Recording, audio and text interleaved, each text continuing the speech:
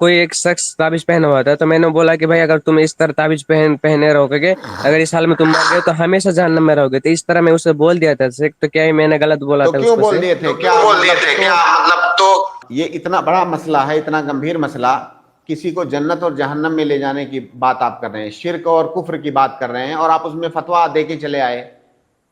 بھائی آپ کسی عالم سے پوچھ لیتے، اگر کوئی آدمی تعویذ لٹکایا ہے تو میں نے ابھی بتایا، اتنے شرح کے ساتھ تفصیل سے بتایا کہ یہ شرک اصغر بھی ہو سکتا ہے، اکبر بھی ہو سکتا ہے۔ اصغر کب ہوگا؟ جب کوئی آدمی یہ سمجھے کہ یہ تعویذ سبب ہے، میری شفا یابی کا سبب بنے گا، اللہ تعالیٰ اس کے سبب مجھے شفا دے گا، اگر کوئی ایسا سمجھتا ہے تو شرک اصغر ہے۔ اور اگر کوئی یہ سمجھتا ہے کہ یہی تعویذ ہی مجھے شفا دے گا، ایسا نہیں کہ اللہ تعالیٰ اس تعویذ کے وسیلے سے مجھے شفا دے گا، شفا اسی تعویذ کے اندر ہی ہے، اگر کوئی ایسا سمجھتا ہے تو شرک اکبر ہے۔ آپ کو کیسے پتا کہ اس آدمی کا کیا عقیدہ ہے؟ آپ نے اس کو کہہ دیا کہ تم ہمیشہ جہنم میں رہو گے، اس کا مطلب آپ نے اس کو اسلام سے خارج کر دیا۔ ایسا تو اسی شخص کو کہا جائے گا جو اسلام سے خارج ہو گیا ہو، اور خارج ہو گیا ہو نہیں، خارج ہونے کے بعد مر گیا ہو۔ کوئی آدمی کفر کی حالت میں مر جائے بغیر توبہ کیے، تب اس کے بارے میں کہا جائے گا کہ ایسا مرنے والا ہمیشہ جہنم میں رہے گا۔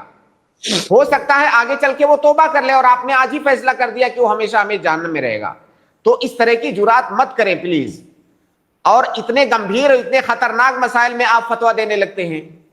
تو خلاصہ یہ کہ تعویذ لٹکانا یہ شرک اصغر بھی ہو سکتا ہے، اکبر ہو سکتا ہے، اور دونوں کی تفصیل میں نے بتا دیا، دونوں کے حکم میں فرق بھی بتا دیا۔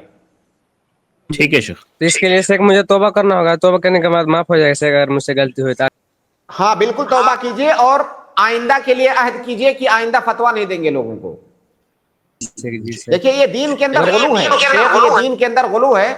کسی آدمی، دیکھیں تقوی متقی ہونا بہت اچھی بات ہے، نیک ہونا اچھی بات ہے، ہم سب سے مطلوب ہے، لیکن نیک ہونے میں بھی غلو ہوتا ہے کہ چلتے پھرتے راستے میں جو ہے تکفیر کرتے رہو، تم مشرک ہو، تم کافر ہو، تم تو جہنم تم پر حرام ہو گئی، اور ایسا لگے کہ میرے علاوہ سارے لوگ اس دنیا کے اندر برے ہی ہیں۔